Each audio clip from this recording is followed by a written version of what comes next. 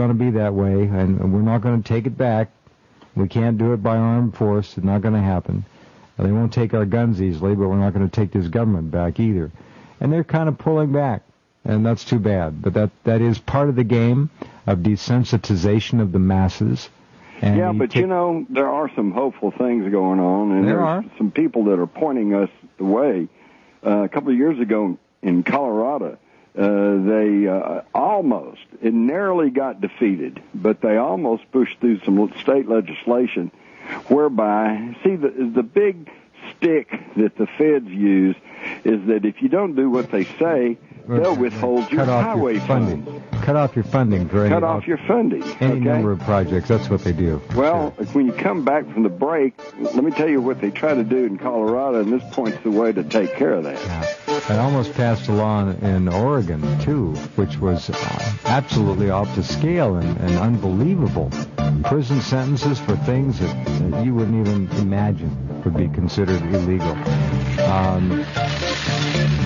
Hopefully the people will stand up at the local level and the regional level and make these things at least stop for the time being. Back in a minute with Jim Morris.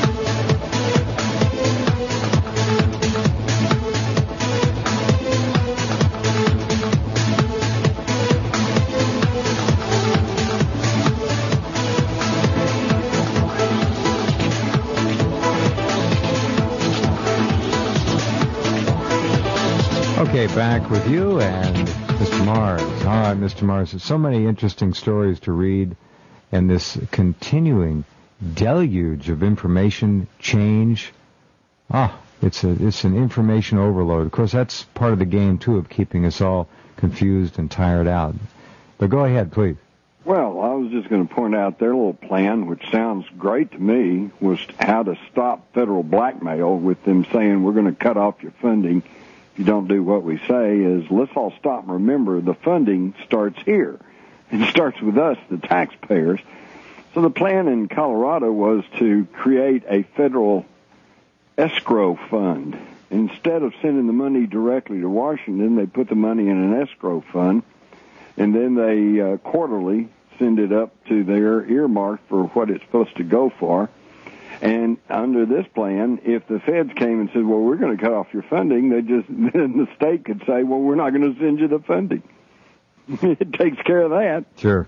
And let's face it, it's the old journalist adage, follow the money. And the money is what counts, okay?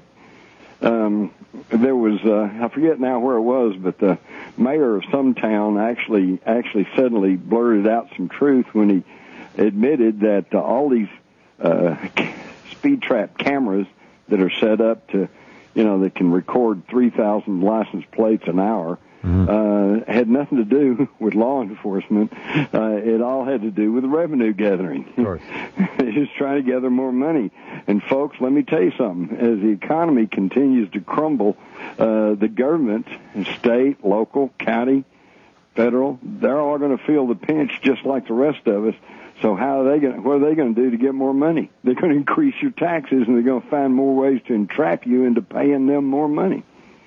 So if we don't start taking notice of what's going on and try to regain a little bit of power to the people, we're just going to be taxed to death. A lot of people, of course, and they're taxing people who actually physically cannot pay the taxes anymore in many cases. Right. So what do we do?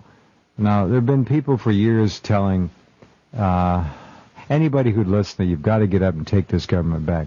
We all know now that that's really virtually impossible through any normal national political means. It just isn't going to happen. Well, Ron Paul proved that. Yeah, Here was sure. the one guy who stood up and tried to tell us the truth and speak truth, and he was totally blackballed by the mass media, corporate media. They just acted like he didn't exist. Right.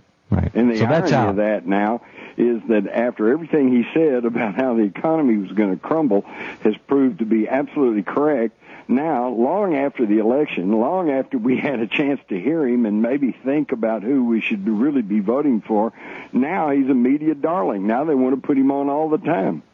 Well, he's a curio now. Yeah. He's not a threat. He's not a factor. He's a curio. He's local color for programming. Right. Something that so they put him on so they can claim they're giving balance. That's right. No, that's all it is. He's now a device. He's just a token. Okay, so what do? We know it's finished nationally. It's done. It's over. It's been done for a long time. So what we have to do, obviously, is start working on the local level. There you now, go. Unfortunately, it's going to be discomforting to a lot of people because we're all used to just sitting home on our couches and watching on the TV what the various government entities do. Unfortunately, this means we're going to have to start getting up out of our homes and going to city council meetings and county commissioner court meetings and start making ourselves heard and start leaning on the politicians that we still have some control over thanks to our local votes and start making sure that they start representing the people of this country rather than the special interest. Okay, there are a number of things to talk about. We started out with the thermite residue proves the World Trade Center towers were demolished. I hope all of you will read that story, pass it around to as many people as you possibly can. All this does is upset the last, how many years of history? The whole Al-Qaeda lie. We go back 20 years, I guess, even though 2001 wasn't 20 years ago. We can go back further. Okay, I've got another story that, again, vindicates me and you and everybody else that's talked about chemtrails, and they try to act like we were the guys in the aluminum hats for trying to talk about something that all you had to do was look in the sky. You could see it happening. Just this week, in fact, Wednesday, as a matter of fact, the president's new science advisor said Wednesday that global warming is so dire the Obama administration is discussing radical technologies to cool Earth's air.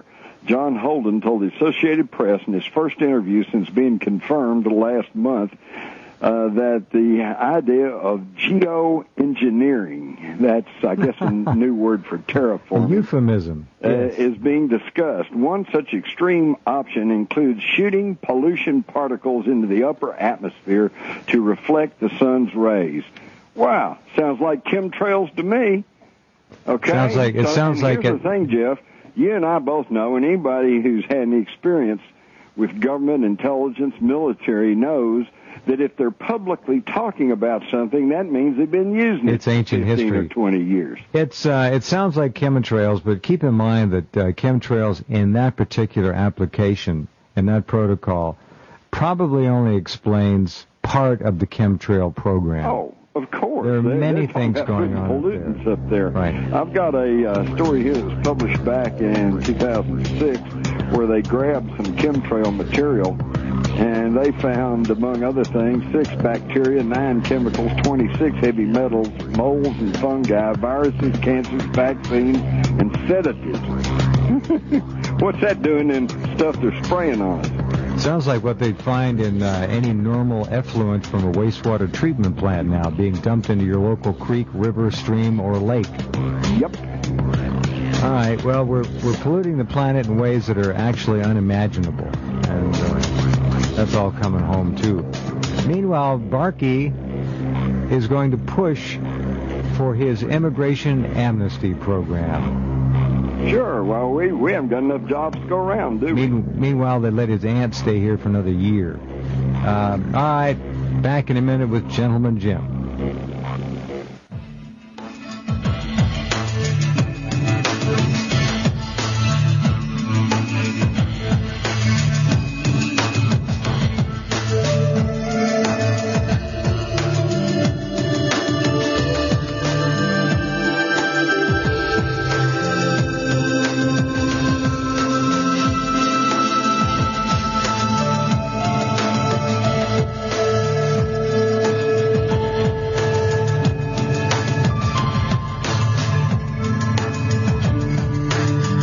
Okay, back with Jim Mars.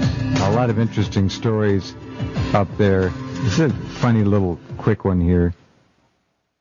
Doctors took a 1-month strike in 1973 in Colombia. No, where was this? First time in Israel in 1973. During a 1-month physician strike, the national death rate